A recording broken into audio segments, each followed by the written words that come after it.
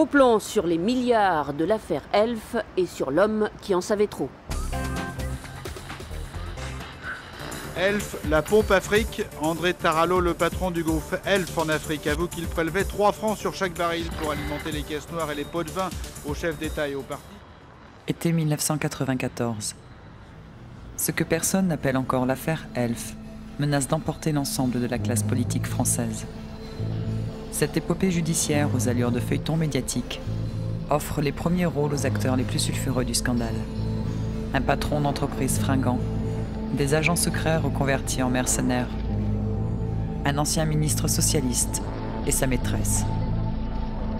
Mais en retrait de sa distribution clinquante, un des accusés va s'évertuer à rester dans l'ombre, tentant de préserver son anonymat. Il n'existe jusqu'alors aucune image de l'homme clé de cette affaire, aux ramifications internationales. André Tarallo, c'est sûrement un des personnages les plus énigmatiques de la Ve République et j'allais dire même de la coulisse de la Ve République. André Tarallo, qui est le directeur Afrique d'Elf, est plus puissant que Albin Chalandon et Michel Pecker, ses patrons, ceux qui ont été ses patrons, parce que lui, il a la puissance du secret et il a la puissance des chefs d'État africains. Le parcours d'André Tarallo est celui d'un homme parti de rien. Né dans un village de pêcheurs du nord de la Corse, et qui en quelques années va devenir l'un des personnages les plus puissants d'Afrique. Une trajectoire qui emprunte les chemins tortueux où se croisent pêle-mêle diplomatie occulte et course au pétrole. Une vie vécue sous le sceau du secret et qui raconte en creux ce que fut pendant près de 40 ans la France-Afrique.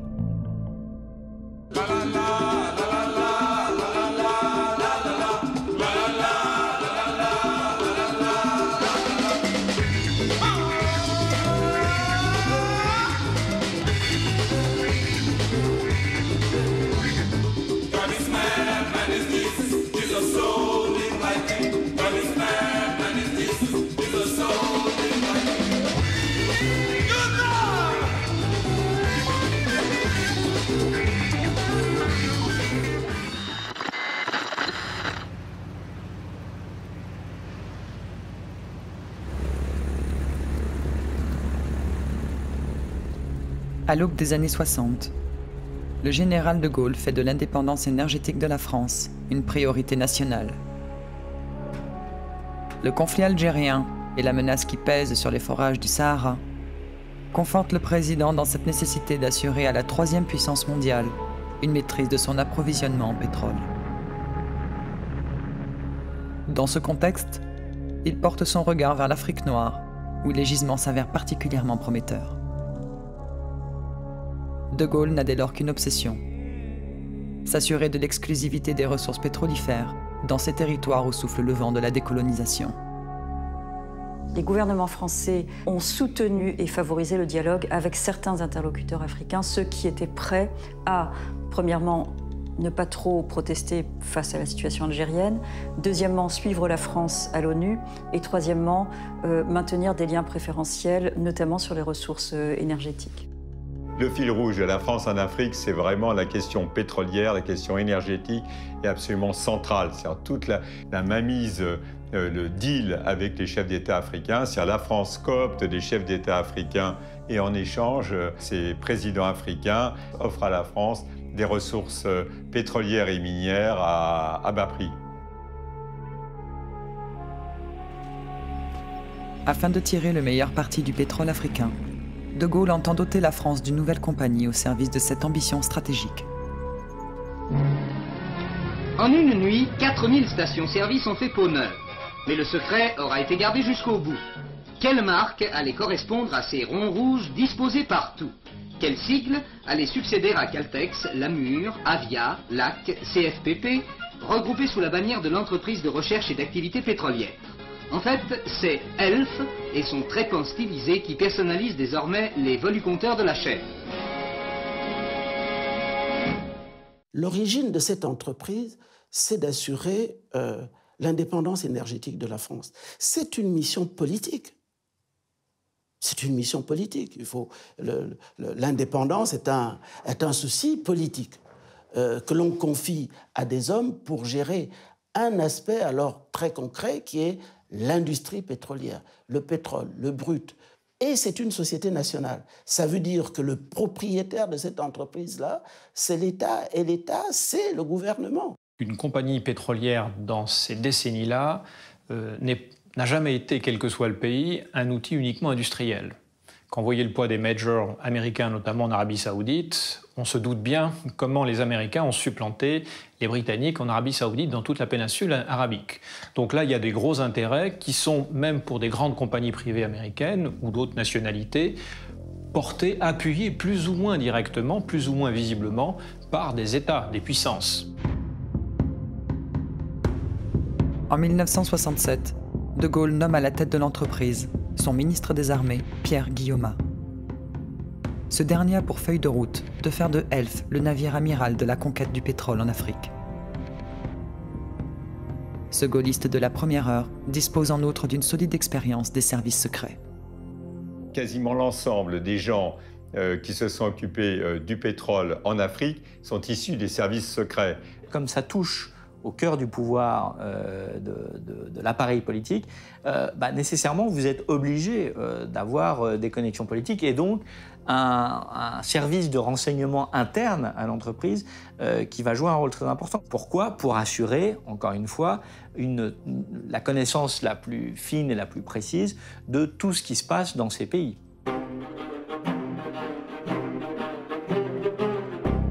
Solidement ancré dans l'appareil d'État, Elf attire à elle les jeunes cadres de l'administration, séduits par l'aventure pétrolière africaine.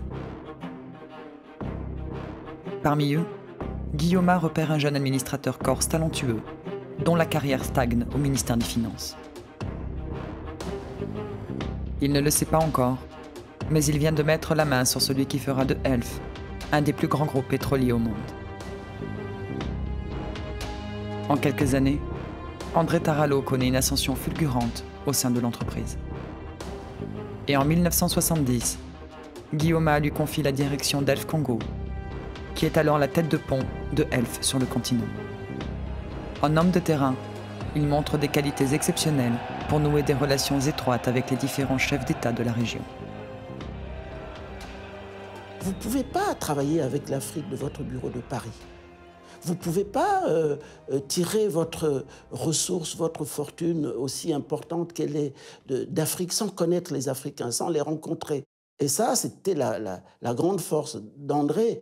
Les affaires politiques en Afrique ne sont pas séparées des affaires domestiques.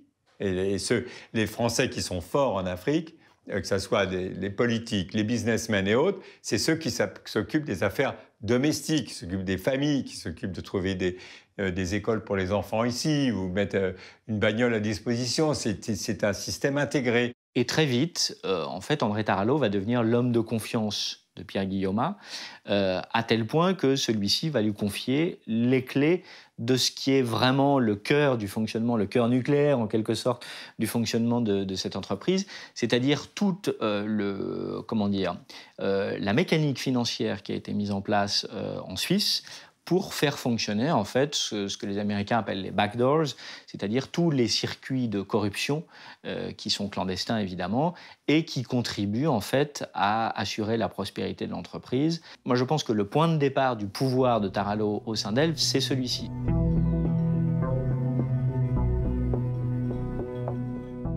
Fort de ce pouvoir, à tout juste 40 ans, Tarallo se lance à la conquête de nouveaux champs pétroliers, désormais sur l'ensemble des pays du golfe de Guinée.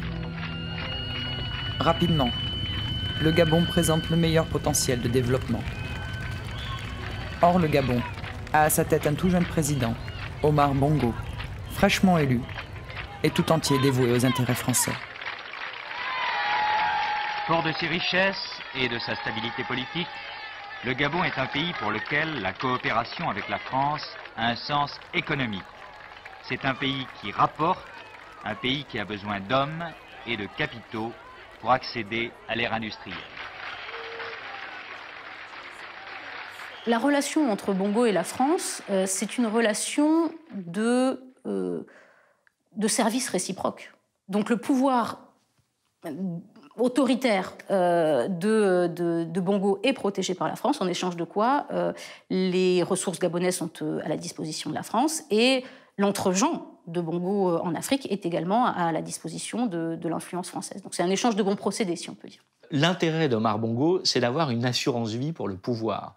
Il ne faut pas oublier qu'à partir des indépendances, il y a des accords secrets qui sont passés entre la France et tous ces pays, et notamment le Gabon, qui sont ce qu'on appelle les accords de maintien de l'ordre. C'est-à-dire que dès qu'un président, un chef d'État africain est menacé, y compris par une opposition intérieure qui voudrait par exemple le renverser, il peut faire appel à la France. Il y a toute une procédure qui est mise en place pour que l'armée française en fait, vienne le soutenir et le sauver.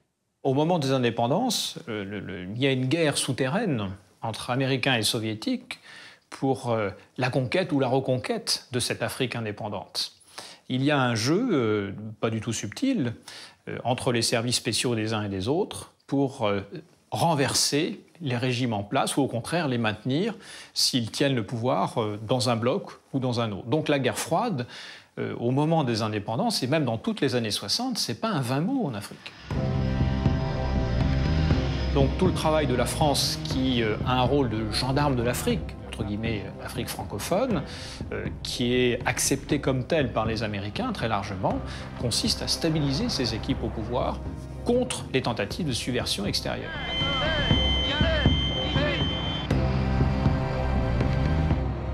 Le système de la France-Afrique, c'est un système politico-économico-militaire intégré avec ses différentes facettes et dont l'un des principaux, effectivement, repose sur le pétrole. Et ça va devenir la principale manne, la principale source de revenus de tous ces États africains.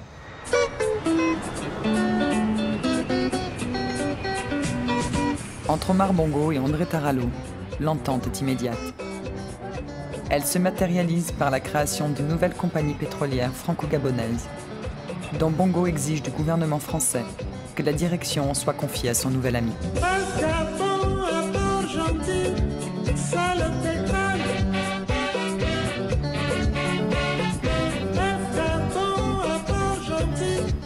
Cette nomination donne-t-elle suite à l'instauration par Taralo d'une taxe sur les barils de pétrole au profit seul d'Omar Bongo? Ce qui est certain, c'est qu'à la fin de l'année 1973, tout est en place pour transformer Elf Gabon en poule aux œufs d'or. Manque juste un coup de pouce du destin.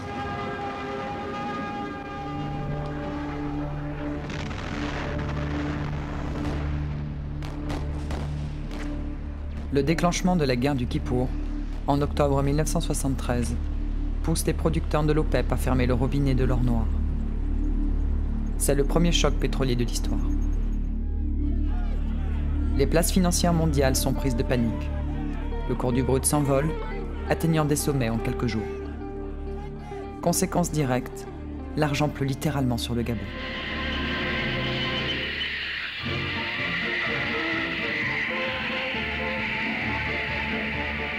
Le pétrole au Gabon, en théorie, est une bénédiction. Le fait qu'il existe, il vaut mieux avoir du pétrole que ne pas en avoir. La question est comment est-ce qu'on gère cette manne? Des quantités exorbitantes de liquidités atterrissent dans les comptes d'Elf Gabon et par extension dans ceux d'Omar Bongo. Taralo, qui a la main sur tous ces circuits de financement, décide alors de créer une banque, la FIBA, afin de permettre au clan Bongo de gérer cette manne qui attire désormais toutes les convoitises. En fait, cette banque, elle va devenir petit à petit un des instruments financiers principaux pour alimenter les circuits de la corruption. Concrètement, qu'est-ce qui se passait? Dès que des politiques français, par exemple, allaient en visite au Gabon, ils passaient dans le parking souterrain de la FIBA pour aller récupérer des mallettes de cash, de billets, qu'ils ramenaient à Paris ensuite pour mener leurs activités politiques. Les valises, fondamentalement, c'est ce qui permettait de financer la vie politique française, de gauche comme de droite, pour les bénéficiaires, de s'assurer, dans un contexte de relations franco-africaines très personnalisées entre les chefs d'État africains et les chefs d'État français, de s'assurer les bonnes faveurs du nouveau ou futur ou de l'actuel chef d'État français. Sachant que Omar Bongo était un personnage très madré et un des plus fins connaisseurs de la carte électorale française. Il ne faut pas oublier qu'à cette période, dans les années 70, il n'y a aucune loi qui ne régit le financement des partis politiques. Ils sont totalement autonomes pour faire ce qu'ils veulent. Bongo, lui, il finançait pas simplement le parti, il finançait des personnalités politiques. Et si on ne comprend pas ça, on ne comprend pas la dérive d'Elf. C'était nominatif, c'était des ministres français ou autres qui prenaient l'argent directement de Bongo pour eux, pour leur propre campagne et autres. Ils disaient, Bongo leur donnait de l'argent, c'est pour ta campagne, etc. Mais ce n'était plus le parti. Maintenant, nous allons recevoir le président Omar Bongo. Monsieur le Président, on dit en France que notre prochaine élection présidentielle vous intéresse tellement que vous aidez financièrement nos candidats. Alors est-ce exact? Mais là, vous m'apprenez une chose. J'aide financièrement vos candidats. Pourquoi j'aiderais vos candidats? L'année dernière, au mois de novembre, il y a eu des élections présidentielles au Gabon. Aucun Français ne m'a aidé. Alors pourquoi irais-je aider les candidats français? Donc pas question d'argent entre vous et eux, même si ce sont des amis. Pas question d'argent, je n'en ai pas.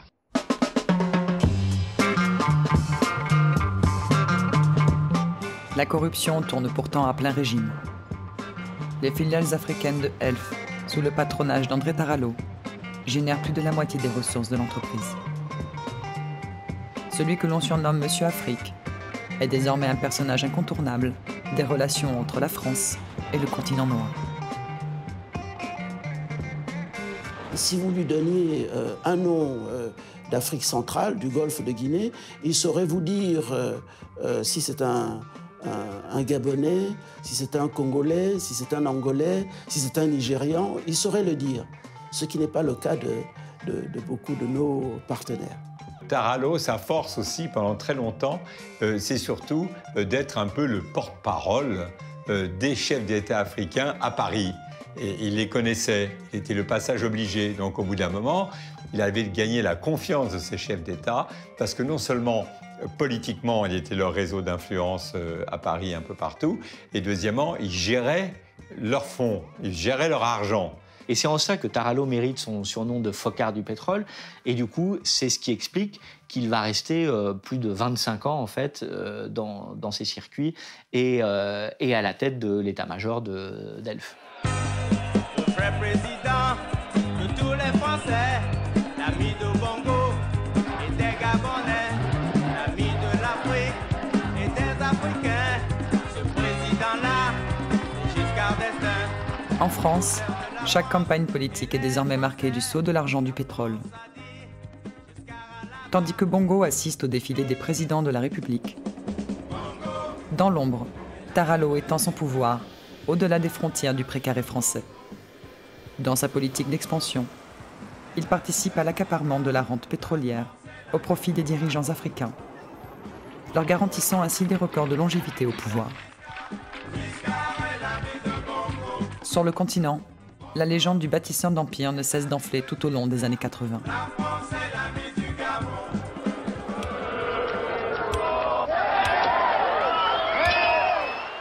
Mais cet état de grâce va-t-il résister aux grands bouleversements que traverse le monde?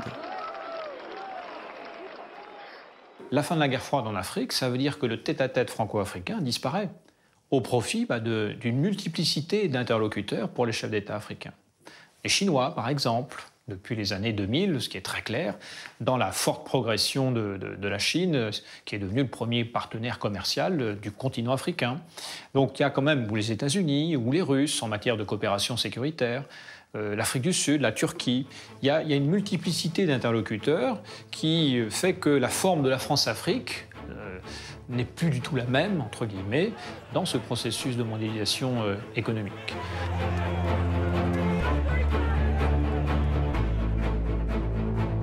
Elf s'engouffre dans cette course au profit avec un appétit d'ogre et multiplie par 7 son chiffre d'affaires en quelques années.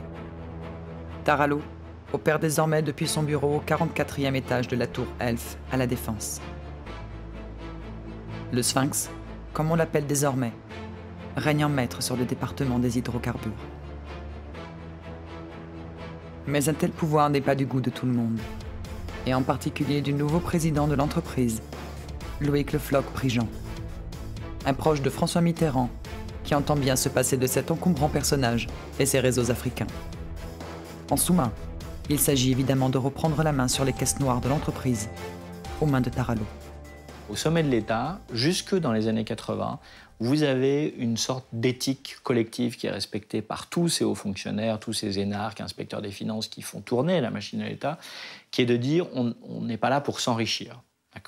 Et puis, vous avez le premier lot des privatisations de 86-88, il ne faut pas l'oublier, la montée en puissance de l'esprit libéral, et qui va pousser toute une génération, et notamment les inspecteurs des finances, les premiers qui vont basculer dans les banques d'affaires, à aller faire de l'argent. Et en fait, Tarallo, à un moment donné, il se retrouve confronté à ça avec l'arrivée de Le Floch-Prigent. Pendant des années, il va brasser des millions et des millions et des dizaines de millions de francs à l'époque, mais sans en profiter personnellement. Et puis à un moment donné, il y a une bascule dans le système, et c'est là où il y a vraiment une dérive, et c'est là où en fait Tarallo devient beaucoup moins sympathique.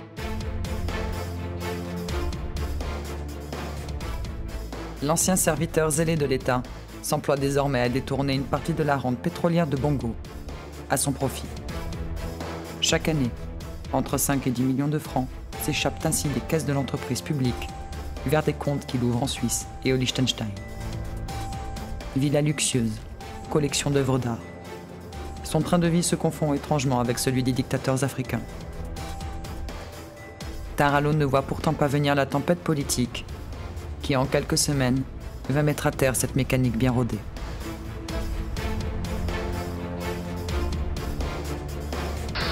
Hasard du calendrier, l'affaire Elf va basculer entre les deux tours de l'élection présidentielle. À droite, Édouard Balladur vient d'être éliminé.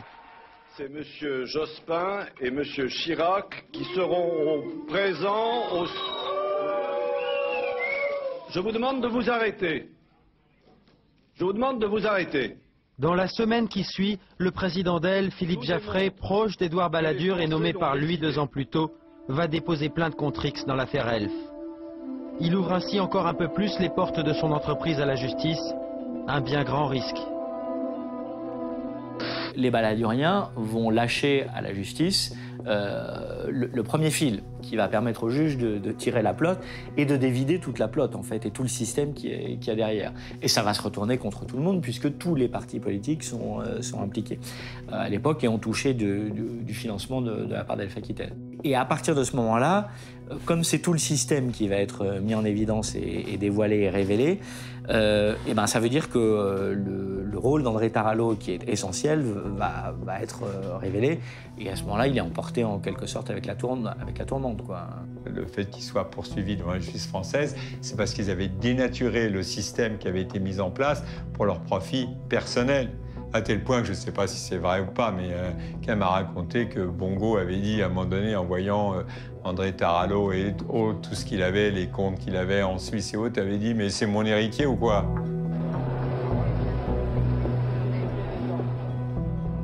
À l'ouverture de son procès, le grand public découvre alors pour la première fois le visage d'André Tarallo. Lâché par Omar Bongo, condamné par la justice française, Tarallo a bien conscience qu'il sert de paratonnerre pour protéger les intérêts de l'État et des hommes politiques qui ont profité pendant des années des largesses du système.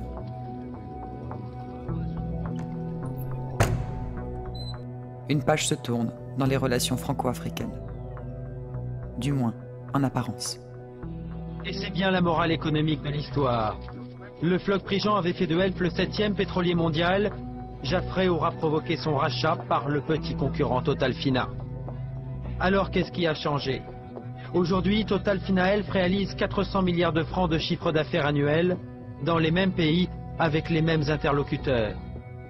Donc rien n'a changé dans la façon de traiter les affaires avec la société pétrolière française?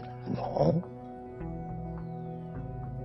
Il y a toujours eu de la transparence et il y en a toujours. On a dit à plusieurs reprises que la France-Afrique était moribonde. Je crois que la nouvelle de sa mort a été beaucoup exagérée. La plasticité de ce système fait qu'il est capable de se renouveler régulièrement au fur et à mesure des successions de gouvernements et également avec la modification des conditions locales. Alors est-ce que, évidemment, l'apparition de nouveaux acteurs a changé la donne? Oui, certainement. Est-ce que ça s'est fait au détriment des intérêts français et de l'influence française en Afrique? Aussi. Le terme de France-Afrique, il est un peu grandiloquent, il est un peu fourre-tout. Par contre, on peut parler de réseaux franco-africains, France-africains, et ces réseaux, en termes de pouvoir économique, d'influence militaire, d'influence culturelle, ils sont toujours là.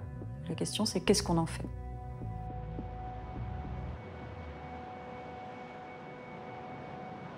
Quelques années avant sa mort, André Tarallo acceptera finalement de lever une partie du voile qui recouvre son existence dans une courte interview. La seule connue de lui à ce jour. Si j'ai un secret, vous parlez d'un secret, si j'ai un secret, c'est d'être du côté de l'Afrique et non pas du côté de la France. Il faut bien qu'il y ait quand même de temps en temps quelqu'un qui soit du côté africain. Moi, j'étais du côté de l'Afrique et je le suis encore.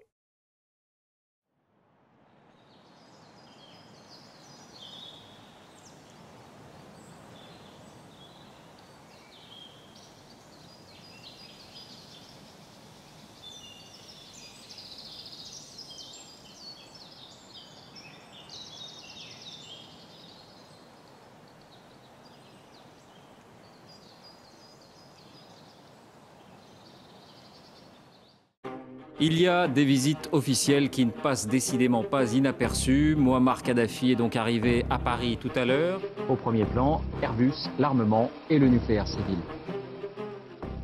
Ce 10 décembre 2007, Mouammar Kadhafi est de retour à Paris pour signer des promesses de contrat d'armement. Ce n'est pas la première fois que le colonel libyen se rapproche d'un chef d'État français pour obtenir des armes.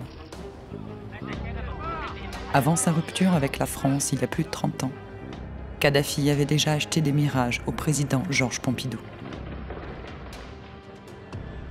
À l'époque, le Mirage est considéré comme l'avion de chasse le plus performant au monde, et Pompidou voit en Kadhafi un allié potentiel dans le monde arabe. Je viens le flatter en lui montrant que je suis en faveur du fait qu'il s'arme. Et par la même occasion, je vais faire donc une pierre deux coups, je vais récolter un ami. Pour Pompidou, Kadhafi était le nouveau modèle de leader arabe. La relation que vont tisser les deux pays mènera à une livraison massive de Mirage et à un scandale sans précédent.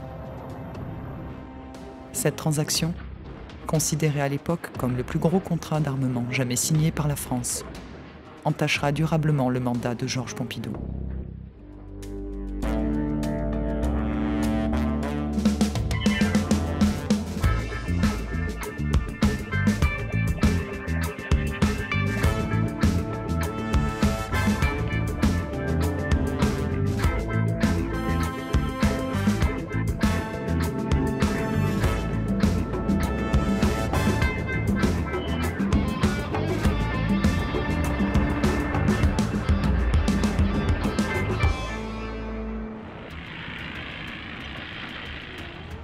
« 10 juin 1967. Israël remporte la première confrontation qui l'oppose aux pays arabes, notamment grâce au Mirage français. Cette guerre des 6 jours ébranle profondément l'Égypte et le reste du monde arabe.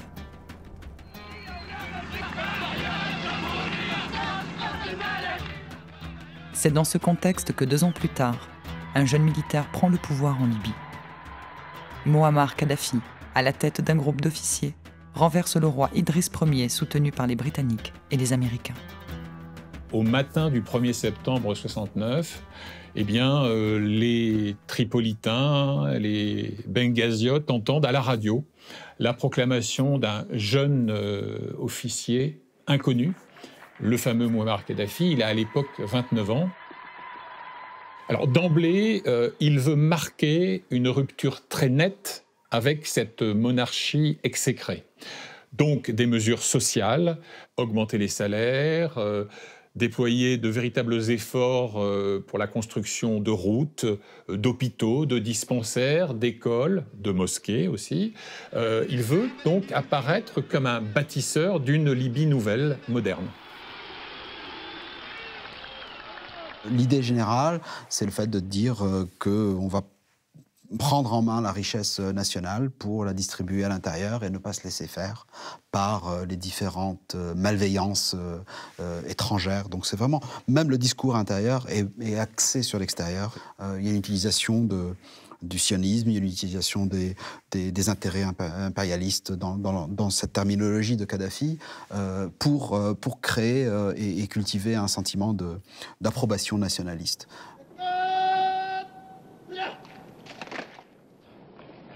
Le jeune leader idéaliste suscite la fascination.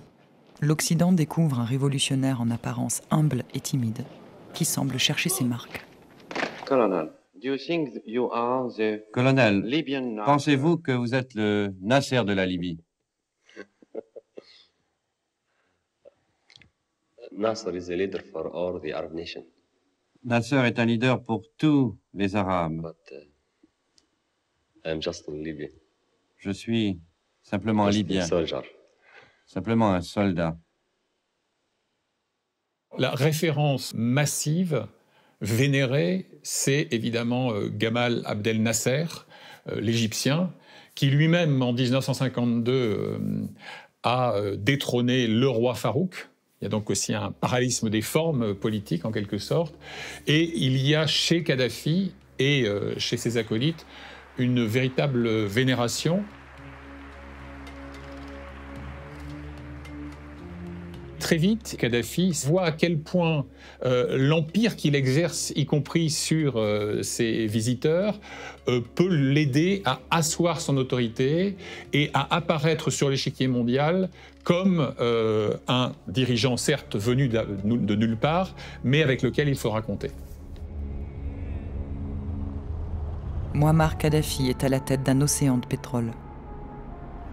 Derrière son humilité de façade, le jeune leader comprend vite qu'il peut s'en servir comme d'une arme diplomatique et stratégique. Cette notion qui consiste finalement à se dire, bon, ben, j'ai quelque chose que l'Occident veut, c'est l'accès à mes richesses nationales. Et donc, ce que je vais faire, c'est que je vais être de plus en plus difficile. Je vais être difficile en termes d'incertitude, mais surtout, je vais commencer à renégocier des contrats d'une manière complètement inopinée, complètement arbitraire, parce que c'est mon pays après tout. Donc, cette idée de l'utilisation délibérée, consciente, de l'accès au pétrole et le prix du pétrole dans un contexte géopolitique a été inventée par Kadhafi.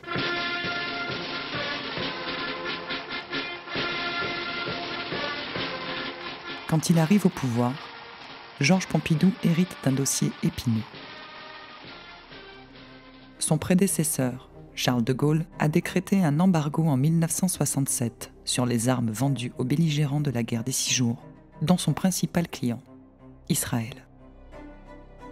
4e exportateur d'armes au niveau mondial, la France ne peut se passer d'un tel atout. La manne financière qu'elle représente, mais aussi les besoins de l'Hexagone en pétrole, vont pousser Pompidou à miser sur un nouveau partenaire, la Libye de Kadhafi. C'est très progressivement, au cours des années 60, que la France essaye de diversifier ses importations de pétrole et par conséquent, comme l'Algérie était le principal pays d'où elle importait du pétrole, la France va chercher dans d'autres pays de la Méditerranée.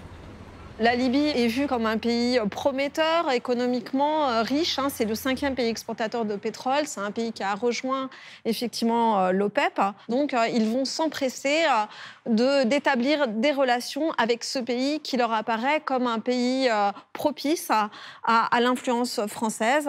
Il y avait un ambassadeur de France en Libye qui s'appelait Guy Georgi et qui, lui, était extrêmement séduit par Kadhafi. Il trouvait que Kadhafi était un homme dynamique, plein d'idées, qu'il était probablement quelqu'un sur qui on pouvait compter. Et comme les Libyens sont extrêmement intéressés par l'avion Mirage, par conséquent, il y a en effet une convergence d'intérêts entre la France et la Libye pour envisager des relations plus étroites.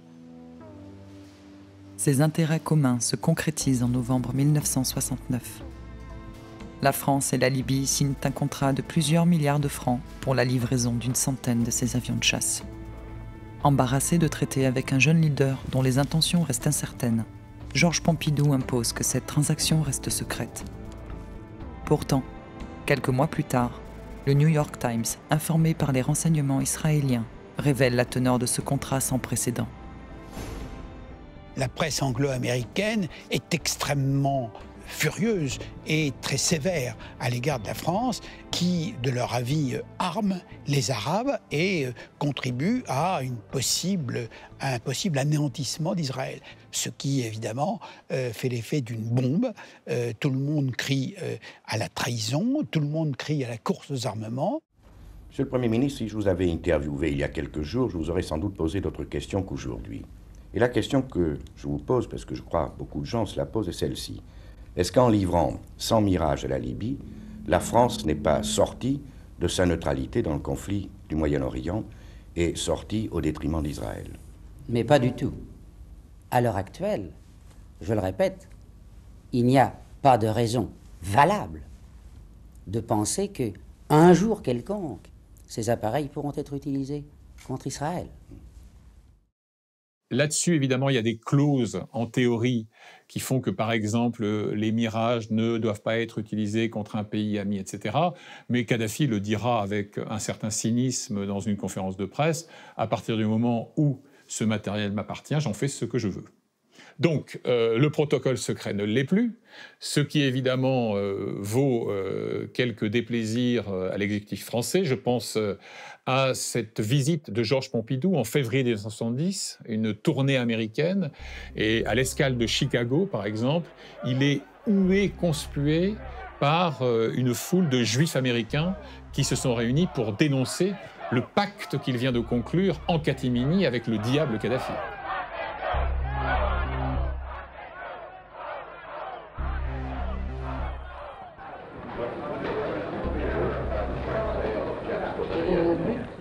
Nous avons cherché à être présents en Libye parce qu'il y avait un vide et que nous préférions que ce soit nous qui le remplissions. Face à ces manifestations, Pompidou brandit la menace communiste. Inscrit-il alors la France dans une voie médiane entre les deux blocs comme le fit par le passé le général de Gaulle? Ou tente-t-il par cette dérobade de justifier ce contrat de plus en plus encombrant? Pompidou a tout à fait conscience que ce contrat n'est pas consensuel. Il savait très bien que ce contrat, effectivement, allait avoir du mal à passer auprès de l'opinion publique, auprès des partenaires de la France. Donc c'est un petit peu un coup de dé. Monsieur le Président de la République.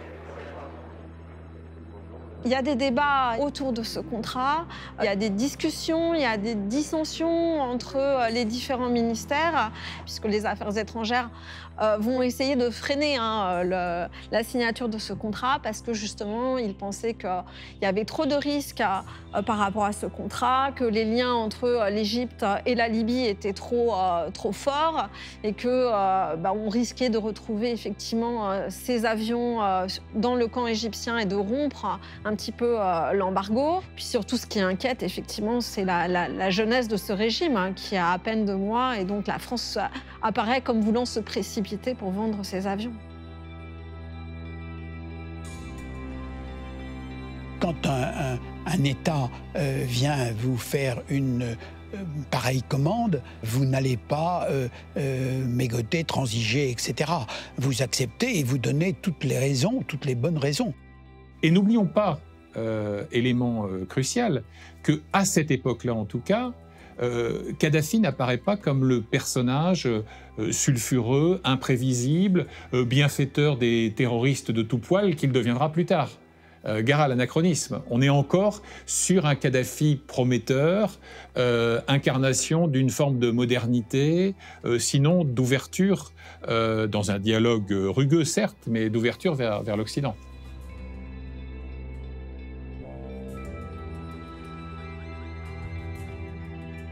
28 septembre 1970. Gamal Abdel Nasser meurt d'une crise cardiaque. Sa disparition laisse Mouammar Kadhafi, orphelin.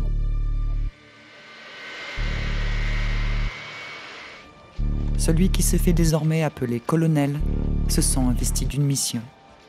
Endosser le costume de son ancien mentor et conduire l'unité du monde arabe.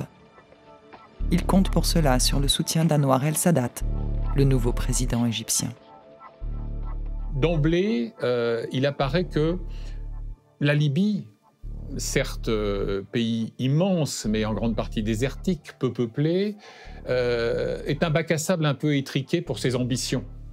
Et son rêve éveillé à l'époque, c'est au fond la réalisation de ce qu'on appelle la Oumma arabe, c'est-à-dire une communauté qui réunit tous les peuples arabo-musulmans de la région. Et on va retrouver cette ambition dans cette sorte de frénésie fusionnelle. Il veut marier la Libye à ses voisins, l'Égypte évidemment, mais il y aura des tentatives avec, par exemple, la Syrie, avec la Tunisie. Il démarche les différents pays arabes parce que c'est une façon pour lui de s'imposer comme étant le leader, pour dire c'est moi qui suis le chef. Et c'est vraiment la motivation sous-jacente à chaque fois.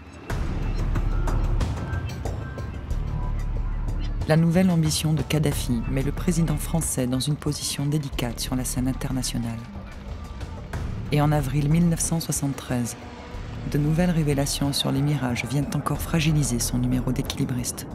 J'en viens maintenant à la question des Mirages. Monsieur Abba Eban, ministre des Affaires étrangères d'Israël, selon l'AFP, a précisé devant la presse à Jérusalem que les preuves fournies par Israël à la France sur le transfert des Mirages libyens en Égypte concernent le nombre d'appareils transférés, la date où ils ont décollé de Libye et l'emplacement des aérodromes où ils sont actuellement basés en Égypte. Pour M. Eban, il y a eu changement de destination des Mirages.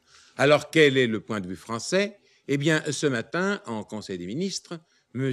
Joubert a précisé la réponse de Paris à ce que l'on dit en Israël. Effectivement, le gouvernement français a demandé au gouvernement égyptien et au gouvernement libyen, et ces deux gouvernements ont opposé un démenti à la présence de Mirages libyens en territoire égyptien. Et aucune preuve n'est venue de la part des Israéliens. Les Israéliens nous ont apporté aucune preuve tangible pour l'heure de la présence des Mirages en Égypte. À chaque fois, la polémique va rebondir et donc va continuer à embarrasser le gouvernement français qui se serait bien passé ce genre de publicité et qui aurait certainement aimé que Kadhafi soit beaucoup plus discret avec ses Mirages. L'affaire des Mirages n'en finit pas de mettre la France face à ses contradictions. Allié historique d'Israël, elle a vendu des armes à un leader qui affiche de plus en plus son antisionisme. Dans ce contexte, Kadhafi s'imagine déjà préparer la revanche de la guerre des 6 jours avec le président égyptien Sadat. Au cours de l'année 1973, on observe que Kadhafi va se radicaliser et donc il va proposer de faire une guerre un petit peu révolutionnaire contre Israël. Et Sadat n'est pas du tout sur cette ligne-là. Sadat va commencer à préparer effectivement la guerre contre Israël, mais de manière plus traditionnelle. Tous ces mois de préparation sont vécus d'une manière très ambivalente par Kadhafi. Il est partagé. Il se rend compte qu'il y a un moment qui est potentiellement historique qui est en train de se préparer et il faut faire partie de ce moment. Il faut participer à l'offensive parce que c'est peut-être finalement l'offensive qui va gommer Israël de la surface de la terre. Et il y a un autre sentiment qui commence à apparaître en lui, c'est le fait qu'il sent intuitivement que Sadat n'est pas sérieux. Et donc il y a des moments très tendus, y compris donc en janvier 1973, où Kadhafi décide de quitter, de claquer la porte, de quitter ce processus de préparation, de sortir de la coalition. 13 heures, les Égyptiens franchissent le canal.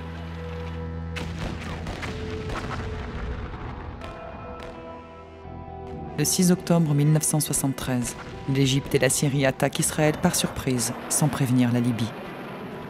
Trahi par son propre camp, Kadhafi est exclu de la guerre du Kippour et de l'histoire qu'il avait l'ambition d'écrire. Le président Sadat, parce qu'il a mis Israël en péril, est érigé en héros de la cause arabe. Mais dans les faits, il perd la guerre et ouvre un nouveau chapitre, celui de la négociation avec Israël. Pour la première fois dans l'histoire d'Israël, après 4 guerres dont aucune n'a été suivie d'un traité de paix, face à face mais sans armes, des Égyptiens et des Israéliens. C'est l'historique rendez-vous du kilomètre 101. Kadhafi se rend compte finalement qu'il avait eu raison, que sa première intuition était la bonne, que Sadat n'était pas en train de mettre absolument tout en œuvre pour réellement venir dévaster et détruire les villes les plus importantes d'Israël, qu'il y avait un désir de se servir de cette frayeur pour conclure, pour en tout cas amorcer une conversation de nature diplomatique. Et ça, c'est une déception absolument choquante pour Kadhafi, qui se sent trahi d'une manière extrêmement amère. Le simple fait que Sadat engage des discussions, d'abord secrètes, puis discrètes, puis au grand jour avec l'État d'Israël, est un péché capital aux yeux de Kadhafi. Donc on est passé en quelques années d'une sorte de fraternité naturelle à une hostilité ouverte.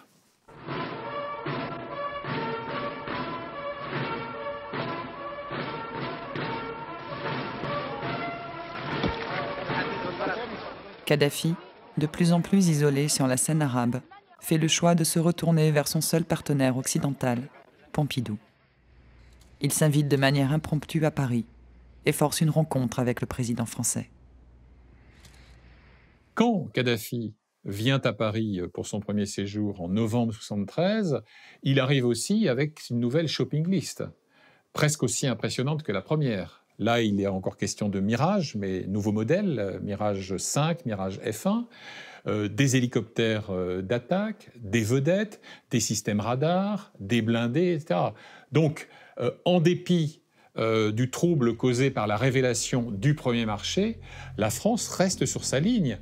Au cours de la conversation, alors qu'on ne parle pas vraiment des mirages, tout d'un coup, en plein milieu de la conversation, puisque j'ai eu la chance de pouvoir lire le verbatim de la conversation, Georges Pompidou pose à brûle-pourpoint la question au colonel Kadhafi, et à propos, où est-ce qu'ils sont les mirages? Et réponse de Kadhafi, ils sont en Libye. Cette question émane-t-elle d'un homme diminué par la maladie ou d'un président pris à son propre piège? Georges Pompidou semble en tout cas avoir perdu la main dans ce dossier. Le président égyptien Sadat vient de faire une révélation pour le moins inattendue. Dans sa lutte contre Israël en octobre dernier, l'armée égyptienne a utilisé des mirages libyens, des mirages vendus par la France à la Libye. Il faut cependant resituer cette révélation dans son contexte. Le président Sadat a adressé aux dirigeants libyens un véritable ultimatum. Les choses vont très mal entre l'Égypte et la Libye. Le président Sadat reproche à Kadhafi de financer des opérations terroristes en Égypte et de réclamer avec insistance la restitution de ces fameux mirages et de leurs pilotes. Voilà comment on a appris donc que des mirages libyens avaient servi à combattre Israël en octobre dernier. Comme toujours dans ces affaires-là, il est clair que quand la Libye avait acheté ces mirages, il ne fallait pas être grand clair pour imaginer que lors d'une guerre, ces mirages pourraient participer à un combat contre les Israéliens, que ça n'était pas pour lutter contre les rebelles dans le Sahara, certainement pas. Imprévisible, Kadhafi incommode chaque jour un peu plus la présidence française. La situation se crispe encore lorsque son ambition se porte vers le Tchad, un pays que la France considère comme sa zone d'influence. La Libye avait des ambitions territoriales vers le sud, c'est-à-dire vers le Tchad, pays avec lequel la France avait des accords de coopération. La Libye voulait récupérer ce qu'on appelle la bande d'Aouzou, tout à fait au nord du Tchad. Et d'un autre côté, la Libye avait tendance à aider les rebelles libyens contre le régime en place au Tchad, qui était celui du président Tombalbaye. Et donc, les Libyens vont laisser ces opposants s'exprimer sur la radio libyenne. Et donc, lors de ces émissions, il y aura non seulement des attaques contre le pouvoir tchadien, mais aussi contre la France. Et donc, la France est embarrassée par ces émissions qui nuisent à son image sur le continent africain. Il faut savoir que la politique africaine de la France apparaît comme évidemment prioritaire. Et donc, la France essaie de faire pression sur Kadhafi pour l'arrêt de ces émissions. Il semble que ce voyage n'ait pas été désiré par tout le monde, comme en ont témoigné d'ailleurs telle ou telle émission radiophonique qui, jusqu'à ce que d'ailleurs le gouvernement libyen y mette bon ordre, était allé à la limite de l'indécence et de la menace. Malgré la mise en garde de Georges Pompidou, le colonel Kadhafi soutient de plus en plus étroitement les rebelles. Kadhafi va surtout profiter du fait que le gouvernement tchadien est faible, que c'est facile de venir soutenir les différentes rébellions, et donc le fait de venir leur donner quelques armes, un peu d'argent, et tout de suite on crée une dynamique de loyauté qui permet de faire beaucoup vraiment de triturer dans les affaires internes du Tchad à faible coût. Et c'est un petit peu la dynamique qui commence à s'instaurer justement à partir de 1973. On va voir que la France et la Libye vont se retrouver dans deux camps opposés au Tchad et qu'il va bien falloir reconnaître du côté français que la Libye est un pays expansionniste et qui veut déstabiliser le Tchad. Ce bras de fer n'aura pas d'issue sous le mandat de Georges Pompidou, qui décède prématurément en avril 1974. Le divorce entre la Libye et la France est consommé par son successeur Valéry Giscard d'Estaing, qui gère le cas libyen d'une toute autre manière. Giscard, à partir de 1978-79, considère que Kadhafi n'est pas simplement déplaisant, qu'il n'est pas simplement gênant, mais qu'il est un ennemi de la France et qu'il faut l'affaiblir, voire l'éliminer. Privé du soutien de la France, le colonel libyen poursuit ses ambitions. Et en trubliant de l'Occident, il devient un des principaux acteurs du financement du terrorisme international. Pendant 30 ans, la France refuse de le recevoir, jusqu'à la présidence de Nicolas Sarkozy, qui lui offre de nouveau l'opportunité de signer des contrats d'armement.